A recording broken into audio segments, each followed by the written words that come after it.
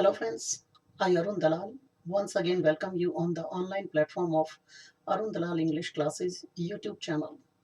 And today we are going to resume our previous topic that is based on verb.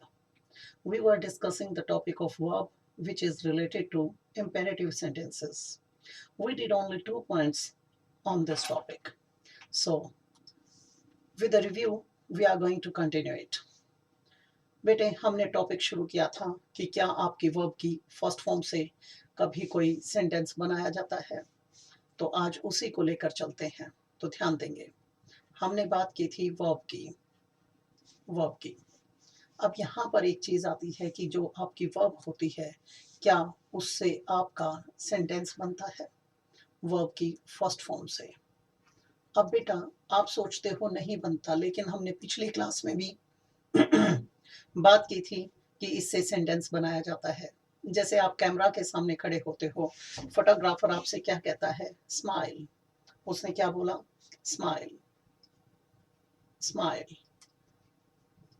आप red line cross कर रहे थे, red light cross कर रहे थे, तो पुलिस ऑफिसर ने, ट्रैफिक इंचार्ज ने क्या कहा, स्टॉप स्टॉप।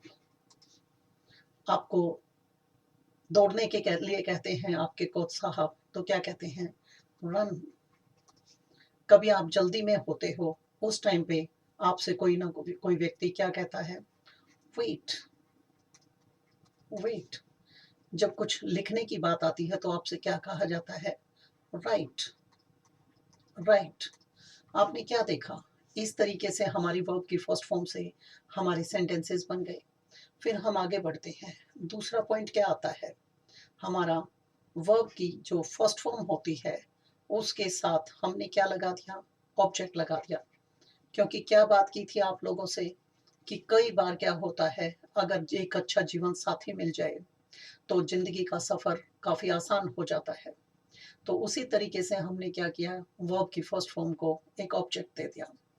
यहां पर आया राइट राइट, क्या, a story a story. Run, क्या, a race run a race. दूसरा, सिंग, क्या, sing a song sing a song. Play, क्या, प्ले चेस।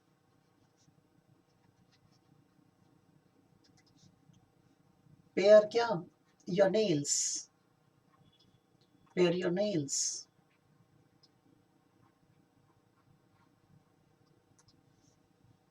वेल, ब्रश, क्या, brush your teeth brush your teeth. अब आपने इसमें क्या देखा बेटा, इसमें हम किसी चीज के ऊपर कोई ना कोई कार्य कर रहे थे। इससे अगला पड़ाव क्या होता है, इससे अगला पड़ाव होता है वर्ब की फर्स्ट फॉर्म के साथ हम एक नया शब्द जोड़ते हैं जिसको आप क्या कहते हो, एडवर्ब।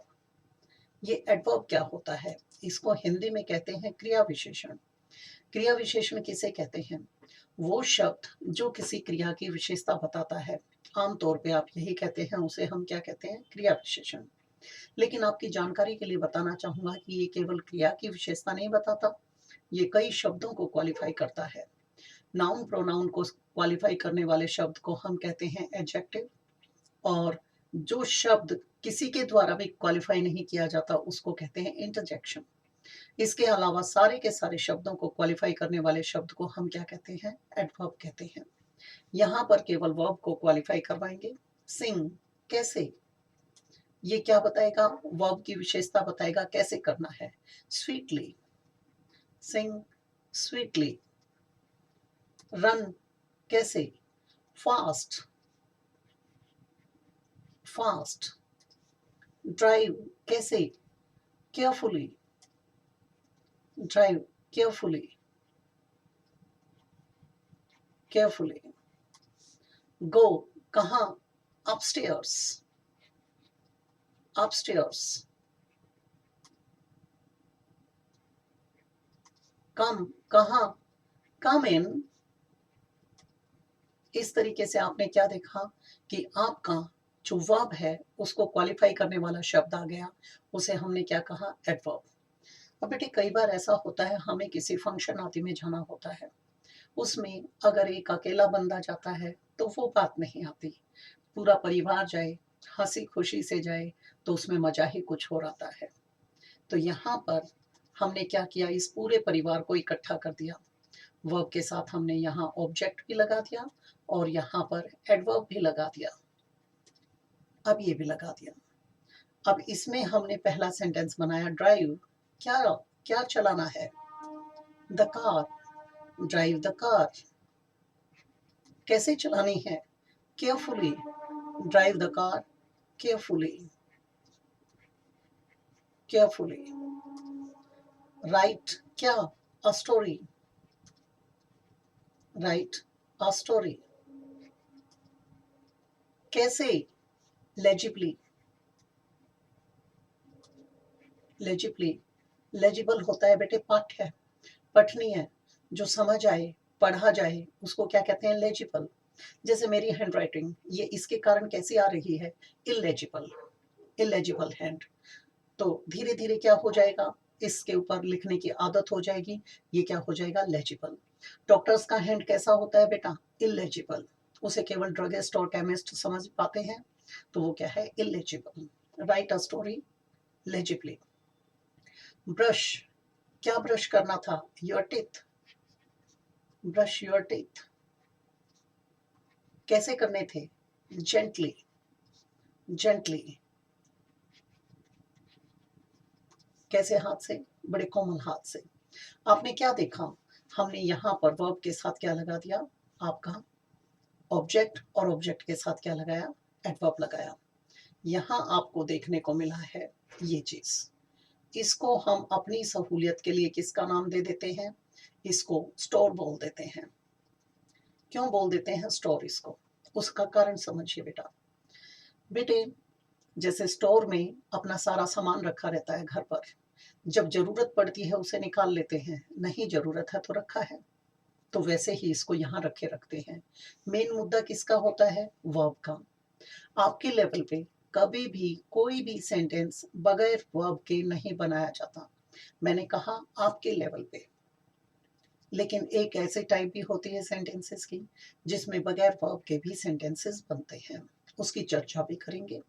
उससे आगे बढ़ते हैं आप यहाँ दूसरे पड़ाव पर।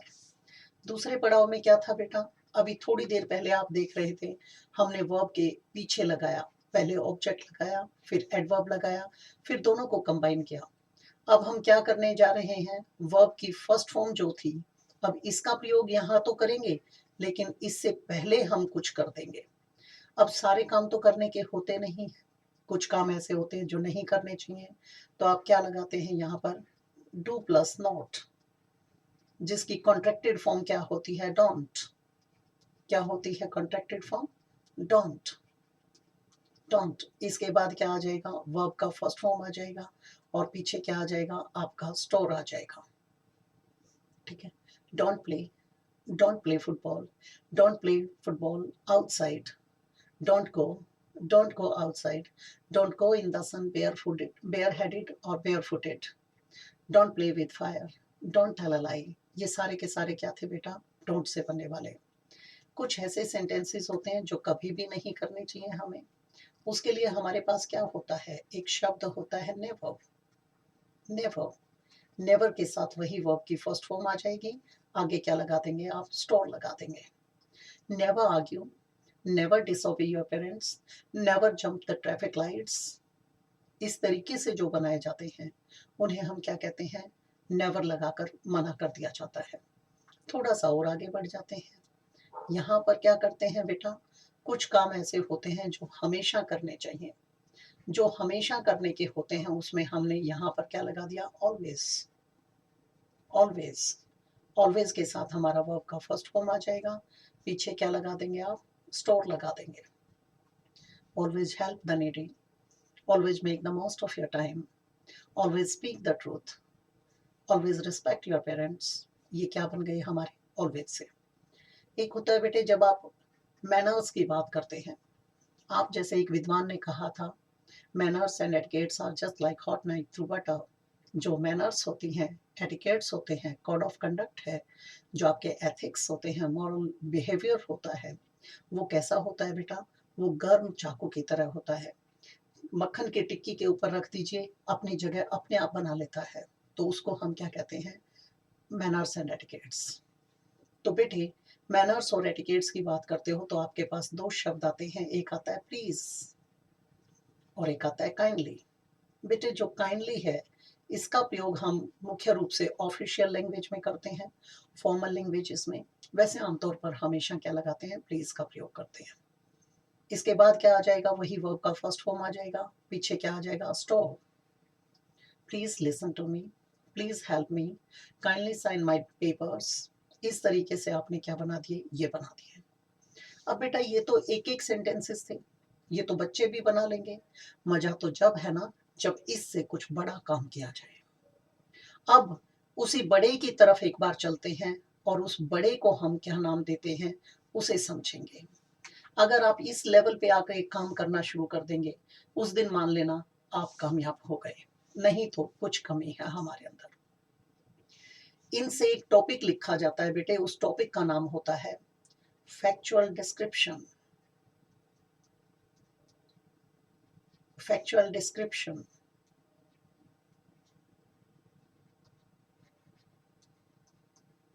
फैक्चुअल डिस्क्रिप्शन क्या मतलब हुआ इसका? बेटे, फैक्चुअल किससे निकला? फैक्ट से निकला। डिस्क्रिप्शन किससे निकला? डिस्क्राइब से निकला। जब आप फैक्ट्स एंड फिगर्स को क्रोनोलॉजिकल ऑर्डर में डिस्क्राइब करते हो, उसे कहते हैं फैक्चुअल डिस्क्रिप्शन। यानी जो किसी चीज के लिए काम करने के जो तरीके होते हैं, उस पूरे तरीके की जो एक तरीके से रेसिपी बताई जाती है, जो पूरा प्रोसेस बताया जाता है, उसे हम क्या कहते हैं? Factual description.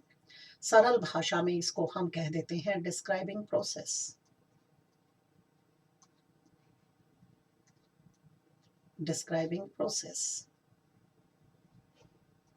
बेटे, प्रोसेस भी क्या होता है? किसी चीज का जो प्रोसीजर होता है वो, और डिस्क्राइब का मतलब होता है वर्णन करना। तो डिस्क्राइबिंग प्रोसेस भी वही बन गया। आसान भाषा में यहाँ पर हम एक टॉपिक लिखते हैं और उस टॉपिक का नाम है बेटा how to make tea. How to make T.